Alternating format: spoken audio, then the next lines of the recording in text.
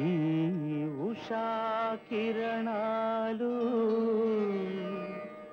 తిమిర సంహరణాలు చైతన్య దీపాలు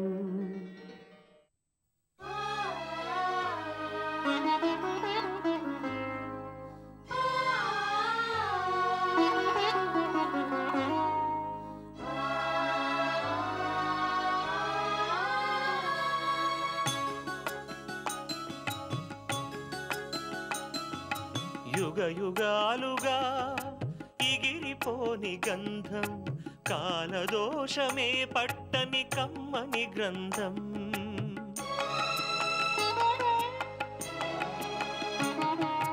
యుగ యుగాలుగా ఎగిరిపోని గంధం కాలదోషమే పట్టని కమ్మని గ్రంథం బదులే కోరని పవిత్ర బంధం ఇది అన్నా చెల్లెళ్ళ అనుబంధం అనుబంధం యుగ యుగాలుగా ఎగిరిపోని గంధం కాలదోషమే పట్టని కమ్మని గ్రంథం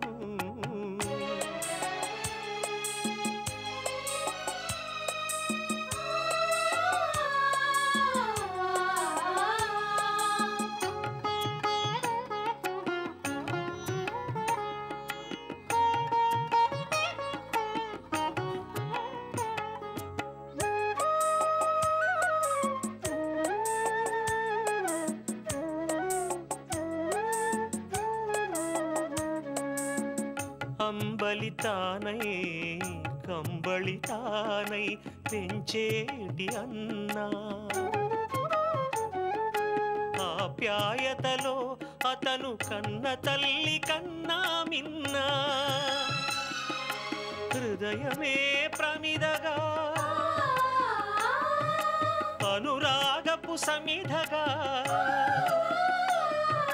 హృదయమే ప్రమిదగా అనురాగపు సమిధగా వెలిగించెను చెల్లి రూపం తన కంటి దీపం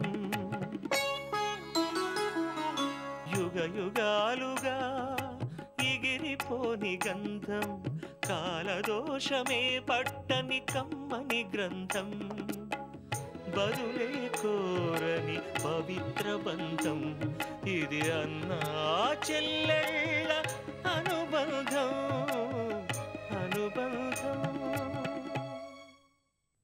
నువ్వు ఈ ఊర్లో ఎన్నాళ్ళు ఇలా రెక్కలు ముక్కలు చేసుకున్నా ఏం వెనకేసుకోగలుగుతావు? పోనీ నాలాంటి వాళ్ళు ఏమన్నా సాయం చేద్దామన్నా నువ్వు వినవు. నువ్వే కష్టపడి సంపాదించుకోవాలంటావు. ఇలా ఇంకెన్నాళ్ళు? పట్నంలో అయితే నీ శ్రమకు తగ్గ ఫలితం ఉంటుంది. వాళ్ళకి నమ్మకంగా ఉండే మనిషి దొరికితే చాలంట. మిగతావన్నీ వాళ్లే నేర్పించుకుంటారంట. వాళ్ళది పెద్ద కుటుంబం. డ్రైవర్గా పనిచేస్తూనే మిగతా వాళ్ళపైన నువ్వు అజమాయిషీ చేయాల్సి ఉంటుంది. ఇంట్లో వాళ్ళంతా ఎవరి పనుల్లో వాళ్ళు బయటకు వెళ్ళిపోతారంట. వాళ్ళు లేనప్పుడు ఇంటిని జాగ్రత్తగా చూసుకోవాలి. ఇలాంటి పనులే ఇంకొన్ని చేస్తే చాలు. నెలకు 5,000 దాకా ముట్ట చెప్తా ఉన్నారు. మరి నువ్వేమంటావు?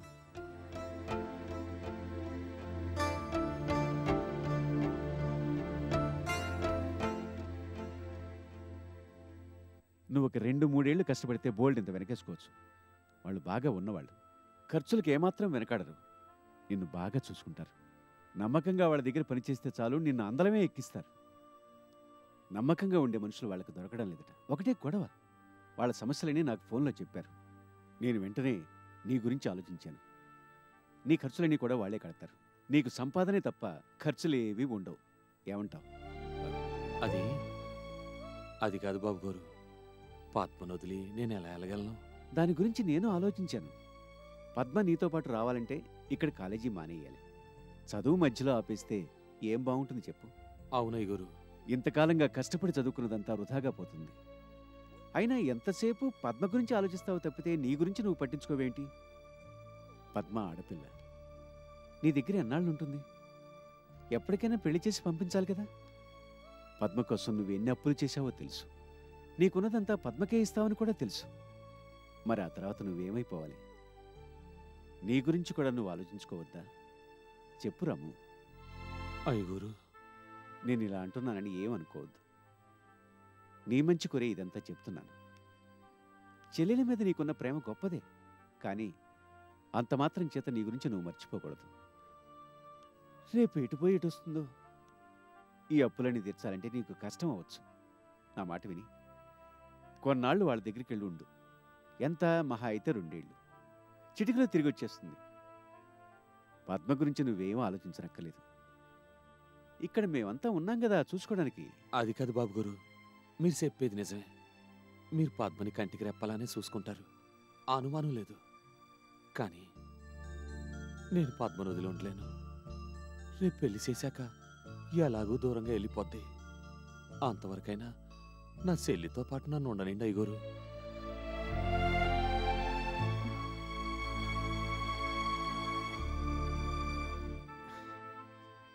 అది కాదురా, ఇలాంటి అవకాశం మళ్ళీ మళ్ళీ రాదు. వాళ్ళు నాకు బాగా తెలిసిన వాళ్ళు, మంచి మనసులున్నవాళ్ళు. ఒక్క 2 ఏళ్ళు నువ్వు వాళ్ళ దగ్గర పని చేయగలిగితే నీ అప్పులన్నీ తీరిపోతాయి. ఏమంటావు? లేదు లేదు అయ్యగారు, అప్పులు ఇయ్యాలి కాకపోతే రేపు తీరుతాను, ఎట్టాగొట్ట కట్టబడి తీరుతాను. కానీ ఈ 2 ఏళ్ళు పద్మకి దూరంగా నేను ఉండాల్సి వస్తే ఆ తర్వాత కావాలనుకున్న పద్మ దగ్గర ఉండలేను. చదువు అవగానే పద్మకి పెళ్ళైపోద్ది, నన్ను వదిలి వెళ్ళిపోద్ది. ఈ రోజులు మళ్ళీ రమ్మంటే రావు. డబ్బుదేముంది, ఎప్పుడైనా సంపాదించుకోవచ్చు. నాకు దాని గురించి భయం లేదు. అది కాదురా, నేను చెప్పేది విను. నువ్వు ఒట్టే అమాయకుడివి. నల్లనివన్నీ నీళ్లు, తెల్లనివన్నీ పాలని అనుకుంటావు. నీ గురించి నువ్వు పట్టించుకోవు. ఎంతసేపు ఇతరుల గురించి ఆలోచిస్తావు. ఈ అతి మంచితనం ఈ రోజుల్లో పనికి రాదురా, పనికి రాదు. ఏటో బాబుగారు, చిన్నప్పటి నుంచి అట్టాగే పెరిగాను. నా పిచ్చే నాకు ఆనందం, నన్ను వదిలేయండి. మా చెల్లిని వదిలి మాత్రం నేను పట్నం వెళ్ళను. అది కాదు రాము, నువ్వెంత మంచి అవకాశాన్ని కోల్పోతున్నావో నీకు అర్థమవుతుందా? బాగా అర్థమైంది బాబు. ఏదేమైనా సరే నా చెల్లికి పెళ్లి చేసి పంపేదాకా తను నాతోనే ఉంటుంది. ఈలోగా ఎంత డబ్బిత్తన్నా నేను ఎక్కడికి వెళ్ళను, అదంతే. నువ్వు ఒట్టి మొండి మనిషిరా. పోన్లేండి అయ్యగారు, అదే నన్ను కాపాడుతులేండి. అయితే వెళ్ళనంటావు, నీ మాట నీదేనంటావు. మీ మాట కాదంటున్నా నేను ఏమనుకోవద్దు. నాకు తెలుసు మీరు నా మంచి కోరి చెప్తున్నారని. కానీ పద్మనదులు నేను వెళ్ళను, వెళ్ళలేను.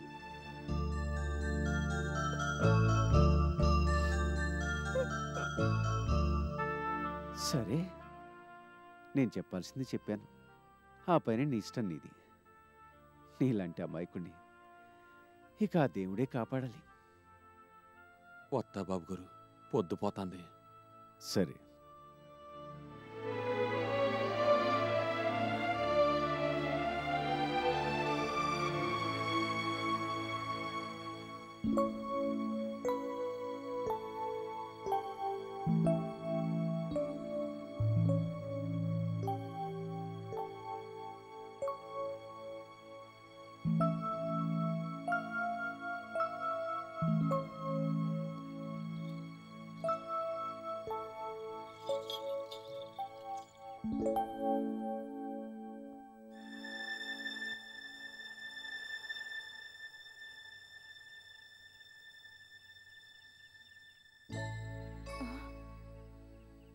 ఏటి పద్మ ఆలోచిస్తున్నావు? ఏం లేదు, ఏం లేదన్నయ్య. ఏటమ్మా, ఏమైంది? నీకే బాధ వచ్చినా నాతో చెప్పుకుంటావు కదా. ఇవాళ నాకే చెప్పటం లేదేటి? నాతో కూడా చెప్పుకుంటేసేమా? చెప్పమ్మా. లేదు, లేదన్నయ్య, అలాంటిదేం లేదు. మరి ఏటి చెప్పమ్మా? ఏదైనా చెప్తేనే కదా నాకు తెలిసేది. చెప్పు, నీ మనసులోని బాధ ఏంటో నాతో చెప్పు. నాతో కాకపోతే ఇంకెవరితో చెప్పుకుంటావు? అది కాదన్నయ్య, నా కోసం అని చెప్పి నువ్వు పట్టణం వెళ్లకుండా ఇక్కడే ఉండిపోయావు. నన్ను చూడకుండా ఉండలేనన్నావు. ఆ మాటలు వింటే నాకు ఆనందం వేసింది. కానీ నీ గురించి ఆలోచించినప్పుడు బాధ కలిగింది. శశ, ఏటమ్మా, ఏటా కన్నీళ్ళు? ఇప్పుడు ఏమైందని? ఊరుకో. నా కోసం ఇన్ని అప్పులు చేసావు. రేపు రేపొద్దున నేను పెళ్లి చేసుకుని వెళ్ళిపోతాను. అప్పుడు అప్పుడు నువ్వేమవుతావు? నేను నా మానన హాయిగా బతుకుతూ ఉంటే ఈ అప్పుల్ని నేను ఎత్తిన వేసుకొని జీవితాంతం వాటిని తీరుస్తూ ఉంటావు, అంతేగా? పద్మ, అవునన్నయ్య, ఉన్న మాట చెప్తున్నాను. నువ్వు ఎంతసేపు నా గురించి ఆలోచిస్తావు తప్పితే నీ గురించి నువ్వు పట్టించుకో. రాజుగారు చెప్పినట్టు ఆ ఊరెళ్ళుంటే ఏమయ్యేది? హాయిగా సంపాదించుకునేవాడివి, అప్పులన్నీ కూడా తీరేవి. ఒక 2 ఏళ్ళు నన్ను చూడకపోతే ఏమయ్యేది? పద్మ. అవునన్నయ్య, ఉన్న మాట చెప్తున్నాను. ఇప్పటికైనా ఆలోచించు. నేను రాజుగారితో మాట్లాడతాను. వద్దమ్మా, వద్దు. నేను అన్నీ ఆలోచించే రాజుగారితో ఇదంతా చెప్పాను. వద్దు, నేను అసలు ఆ ఆలోచనే తట్టుకోలేను. నీ పెళ్లి చేసి పంపేదాకా మనిద్దరం ఒక దగ్గరే ఉండాలి. నా కంటి ముందు కనిపిస్తా ఉంటేనే నేను బతకగలను. నువ్వు లేకుండా దేవతో కూడా ఉండలేరు. అన్నయ్య. అవునమ్మా, ఎదవ డబ్బు ఇవాళ కాకపోతే రేపు సంపాదించుకోవచ్చు. నువ్వు దాని గురించి ఏటి ఆలోచించకు. అయినా నేను కట్టపడినా ఏటి చేసినా నీకోసమే కదమ్మా. నువ్వు నా కంటి దీపానివి. నువ్వే నా ఎదురుగా లేనప్పుడు ఇక నా సంపాదనంతా దేనికి? అన్నయ్య, అప్పుల గురించి నువ్వేం బాధపడకు. నీ పెళ్లి చేసి పంపించాక వాటిని అట్టగొట్ట తిరుగుతాను. అప్పటిదాకా నిన్ను వదిలేని ఆడికి అలను. నీకు దూరంగా ఉండలేను. అన్నయ్య.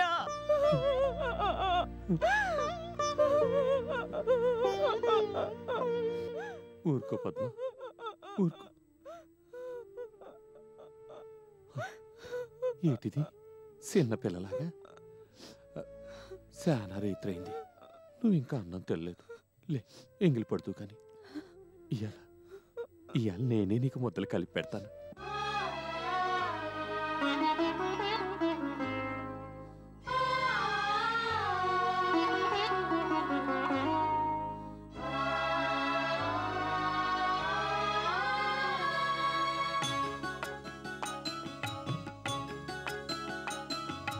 యుగ యుగాలుగా ఇగిరిపోని గంధం, కాలదోషమే పట్టని కమ్మని గ్రంథం.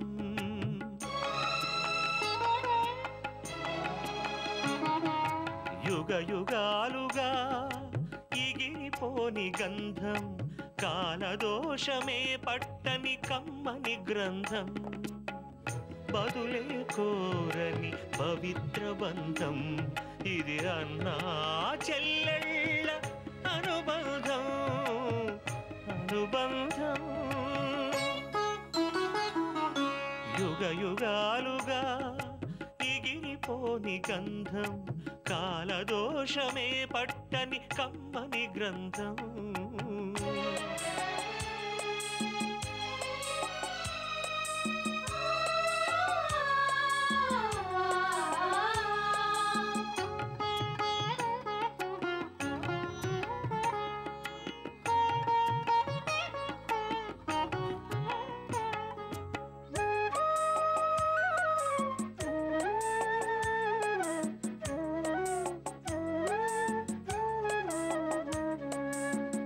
అంబలితానై కంబళితానై పెంచేటి అన్నా,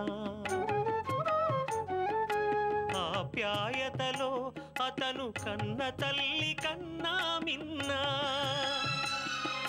హృదయమే ప్రమిదగా అనురాగపు సమిధగా,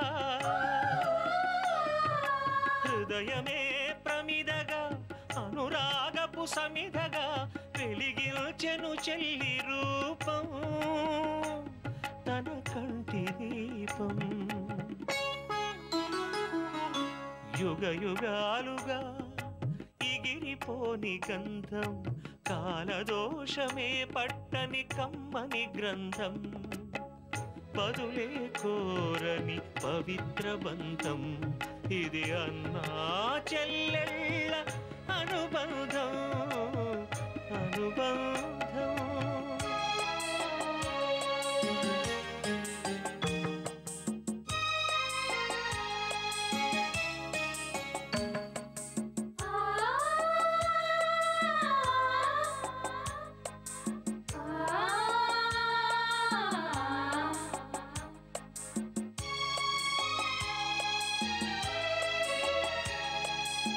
వేసవిలో వెన్నెలై వెతలు తీర్చు వెలుగై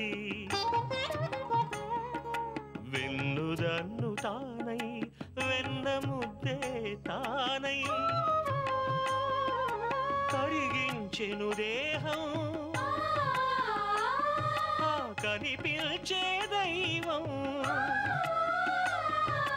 కరిగించెను దేహం ఆ కనిపించే దైవం అతని పేరు త్యాగం అదో ప్రేమయాగం అదో ప్రేమయాగం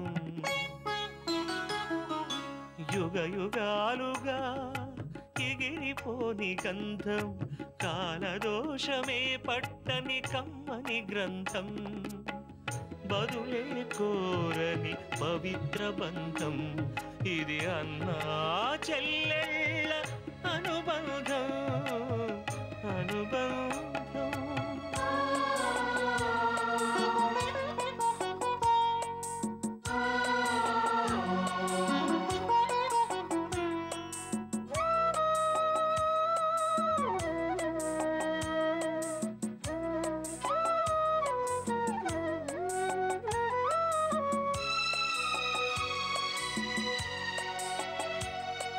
చెలిమికి ప్రతిరూపమే చెల్లి అనురాగవల్లి అభిమానపు వెల్లువలో వికసించిన సిరిమల్లి అన్నయ్య ఆనందం ఆమె జీవన పరమార్థం జగతికే అందం ఈ మమతల మకరందం ఈ మమతల మకరందం యుగ యుగాలుగా ఎగిరిపోని గంధం కాలదోషమే పట్టని కమ్మని గ్రంథం బదులే కోరని పవిత్ర బంధం ఇది అన్నా చెల్లెళ్ళ అనుబంధం అనుబంధం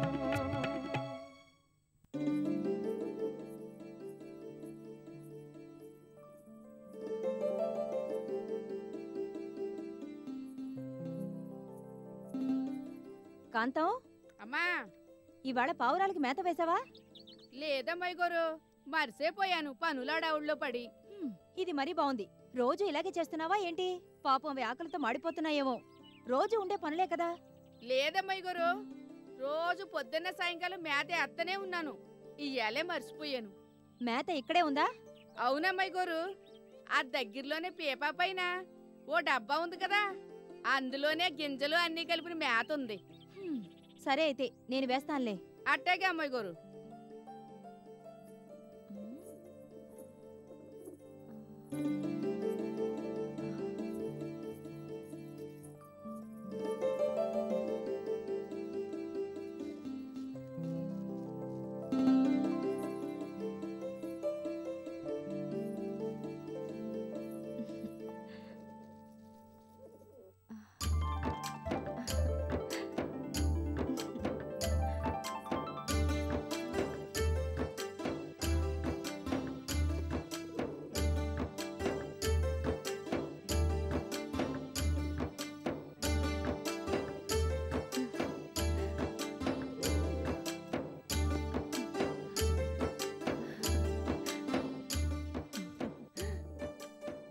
మీకోసం కిందంతా వెతికానమ్మాయి గారు.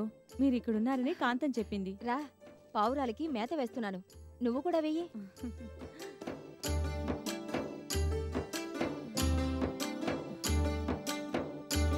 అబ్బా ఎంత బాగున్నాయో, భలే ముద్దొస్తున్నాయి. ఇవన్నీ ఇక్కడే పుట్టాయి అమ్మాయి గారు? అవును, నేనెప్పటి నుంచో పావురాలను పెంచుతున్నాను కదా. అవునులేండి. మొత్తం ఎన్నున్నాయి? 1 2 3 4. అమ్మో చాలా ఉన్నాయే. ఇప్పుడేం చూసావు? నా చిన్నప్పుడైతే కొన్ని వందలుండేవి. అవన్నీ ఆకాశంలోకి ఎగిరినప్పుడు బ్రహ్మాండంగా ఉండేది. ప్రతి ఆదివారం అవన్నీ ఎగిరేలా చేసేదాన్ని. భలే సద్దడిగా ఉండేది. ఈ మధ్య నేను అసలు వీటి గురించి పట్టించుకోవడమే లేదు. పాపం ఆ కాంతం వీటికి సరిగ్గా మేత కూడా వేస్తుందో లేదో. అది సరే అమ్మాయి గారు, ఈ పుస్తకాలు మీకిచ్చి వెళ్దామని వచ్చా. తీసుకోండి. అన్నీ ఇందులోనే రాసావా? అవునమ్మాయి గారు, అన్నీ వీటిల్లోనే ఉన్నాయి. మీరు కాపీ చేసుకున్నాక నాకు తిరిగి పంపించండి. సరే.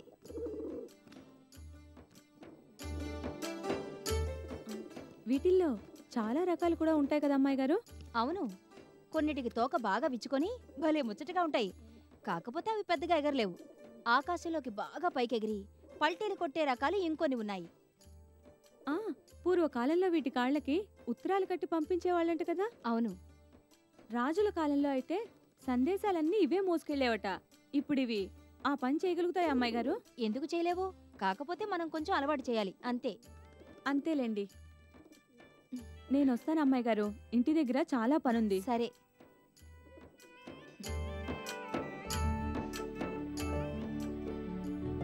పూర్వకాలంలో వీటి కాళ్ళకి ఉత్తరాలు కట్టి పంపించేవాళ్ళంట కదా? రాజుల కాలంలో అయితే సందేశాలన్నీ ఇవే మోసుకెళ్లేవట.